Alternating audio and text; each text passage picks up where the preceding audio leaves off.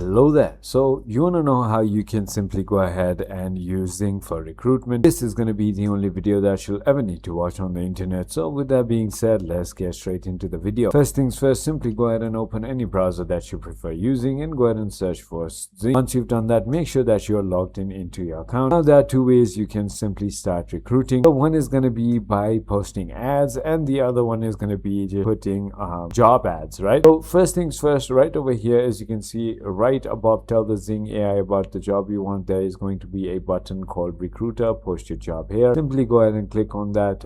For me, I don't know why it's not working at the moment, but even if you just click on this products and click on create job ads, it's gonna simply go ahead and ask you to go ahead and fill out a form. So what kind of job, how much you're paying, the benefits, salary, location, position, and many more. So you can just create a job like that. And the other thing you can do is simply go ahead and click on advertise on Xing, and you can simply go ahead and do it through here as well. And the other thing you can do is just clicking on recruiting with Xing as well. It's going to take you to the similar form to go ahead and create a job ad. So that is about it. I hope this video was helpful to you. If it was, hit that like button and I'll see you on the next one.